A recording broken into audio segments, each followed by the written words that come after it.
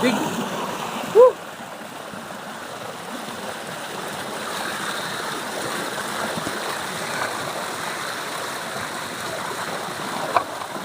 Presko.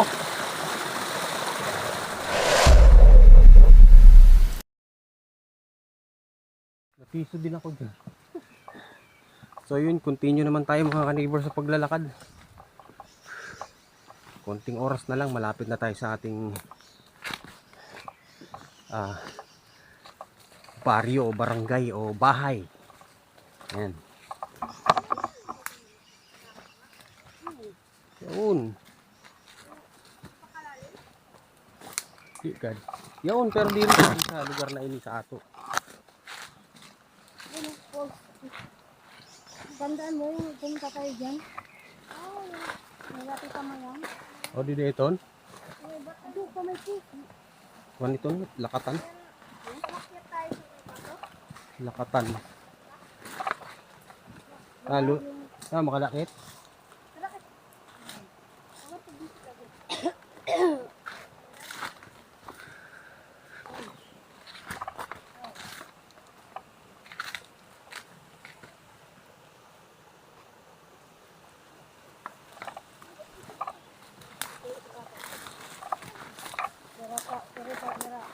Halot. Ito kamayan.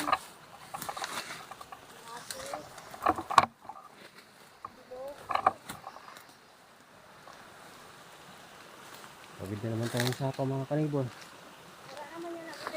Bubulok sa sapa. Ito. Nagkabot yung pwede. Summer.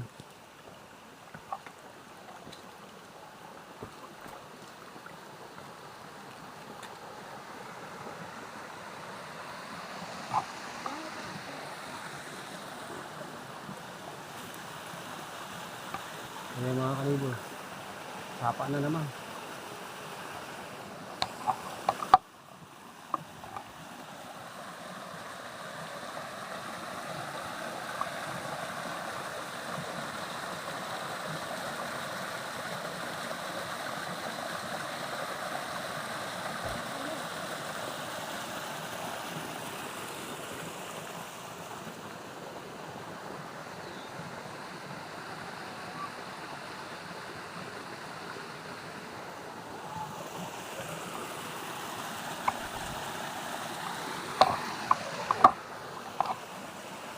Maghilamos tayo, medyo mainit na yung mukha ko sa tubig.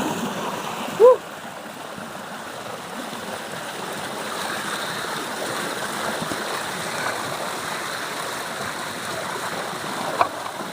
Presko.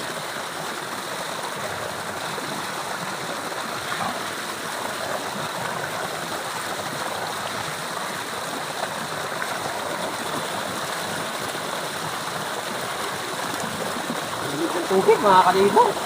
May ano, ito laka, susung pilipit. Sarap to mga ka-neighbor.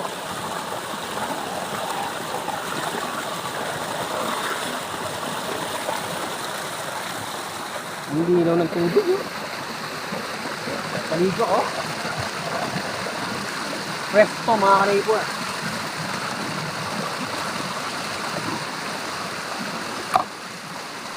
Lamig. Ayos.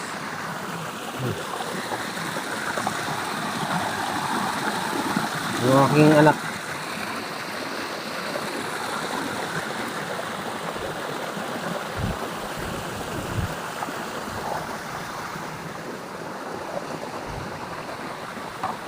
So yun, kailangan na natin tumuloy sa paglalakad para makauwi na tayo. Shoutout nga pala dyan sa kapatid ko kay Myra D. Purigay. Ayan. Yang, natatandaan mo itong lugar na to. Tsaka kay Tyke. Nasaan ka mo yung Tyke? Alam ko nakarating ka rito eh. Ayan, yung lugar na to. Soon, sana makabalik kayo rito at makapasyal. Puntahan nyo ulit itong lugar na to.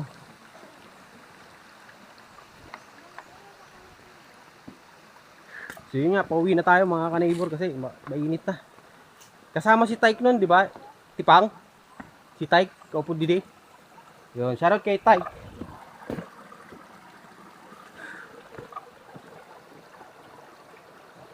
So, tatawir naman natin itong sapa na to. Bali dito tayo dadaan po uwi. Yung mga taga-lugar namin, mga kanibor,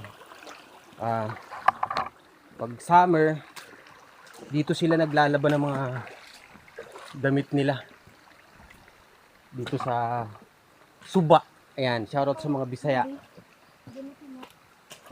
Suba. Dito, walang problema sa nyug. Kung panggata lang o panggamit sa kusina, eto. Wala man sinutipang. Eh, mo pag-abot may sulod o bungol.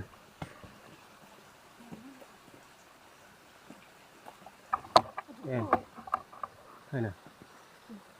Wala man. Ito, ito mao. Wala may sulod. Magaang na, no? Ayan. Tinicheck po ng coconut veterans na kung may laman kasi ano lang siya, bungol. Meron gadgibon. Mamaya panitan natin to. Balatan natin to mga kanibor. So yun nga, kung dito sa probinsya natin, kung gusto nyo gumamit ng nyog o panggata, kuha lang kayo rito. Huwag lang kayong kukuha ng maraming kasi maggalit na yung may-ari. O panggata lang, okay lang yan. Dalawa, isa. Huwag lang isang sako kasi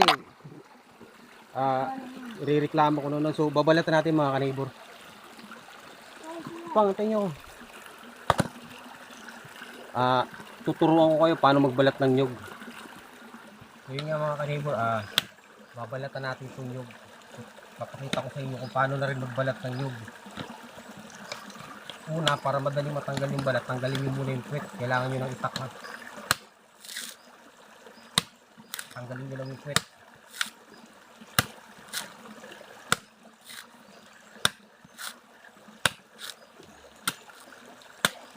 Tabi at shoutout na rin sa may-ari ng kalubian na to. Naghingi kami ng isang nyug. Tapos, natanggal na yung puwet. Lagyan nyo ng ano, para may guide siya na madaling matanggal yung balat. Ganyan o. Tapos, ikwat. Sundot. Ganyan lang o. Kita nyo? Ganyan lang kasimple eh. Yan, matibay din yung braso nyo rito.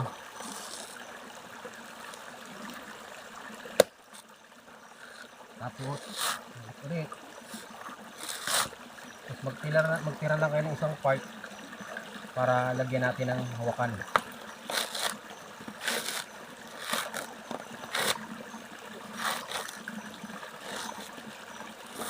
Ayan o, may ano na siya o, mga kanibor o. May tubo na siya o. Tubo na siya. Baby coconut. Lagyan natin ng hawakan para madali lang yung pagdala. Tapos sundutin nyo lang yung gitna.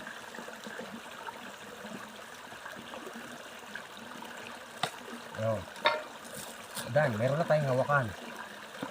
Tapos ipuli natin yung dulo para medyo malinis tignan. Yun, may ano siya o. Sumubo na. Okay, tapos linisin natin para presentable naman tignan. Meron na tayo yun. Mahawakan. Okay, ayos. Ganyan lang pagbalat ng nyug mga kanibor. Ano na naman yun? Aral na naman yun. Meron na naman kayo natutunan sa akin. Ang hirap kaya magbalat ng nyug. Ayos?